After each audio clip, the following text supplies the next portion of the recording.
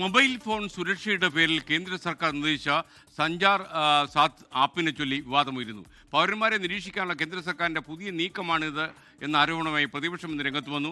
App നിർബന്ധമല്ലെങ്കിൽ ആവശ്യമില്ലാത്തവർക്ക് app delete ചെയ്യാമെന്ന് കേന്ദ്ര സർക്കാർ വിശദീകരിച്ചു. iOS എക്കോസിസ്റ്റത്തിൻ്റെ സുരക്ഷയെ ഇത് ബാധിക്കുമെന്നും ആപ്പുമായി ഒരു കാരണവശാലും സഹകരിക്കില്ലെന്നും ആപ്പിൾ കമ്പനി വ്യക്തമാക്കി.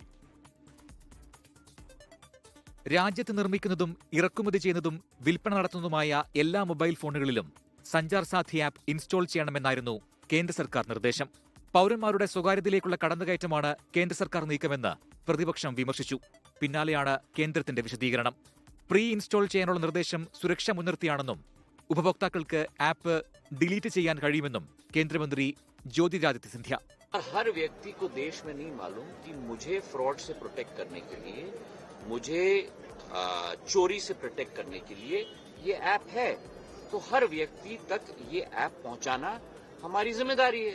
अगर आपको डिलीट करना है तो डिलीट कर दो. വിഷയം പാർലമെന്റിൽ ഉന്നയിക്കാനാണ് പ്രതിപക്ഷ നീക്കം. ഇതിന്റെ ആത്യന്തിക ഫലം എന്ന് പറയുന്നത് ബിഗ് ബ്രദർക്ക് നമ്മുടെ നാട്ടിലെ ജനങ്ങളുടെ എല്ലാം ടെലിഫോണുകൾ കേൾക്കാനും കാണാനും ഉള്ള അവസരം ഉണ്ടാക്കുക എന്നുള്ളതാണ്. യഥാർത്ഥത്തിൽ ഇന്ത്യയെ ഒരു നിരീക്ഷണ രാഷ്ട്രം, അതായത് സർക്കാരിന്റെ നിരീക്ഷണത്തിലുള്ള രാഷ്ട്രമാക്കി മാറ്റുകയാണ്. പൗരന്മാരുടെ സ്വകാര്യതയിലേക്ക് ഇങ്ങനെ കടന്നു കയറുകയും ചെയ്യുന്ന ഒരു സർക്കാർ ഇന്ത്യയുടെ ചരിത്രത്തിലുണ്ടായിട്ടില്ല.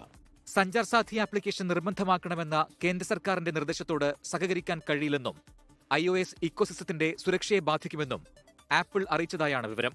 സഞ്ചാർ സാഥി ആപ്പ് ചാരവൃത്തിക്ക് ഉള്ളതല്ലെന്നും രാഷ്ട്രീയം കലർത്തുന്നത് അനാവശ്യമാണെന്നും BJP പ്രതികരിച്ചു.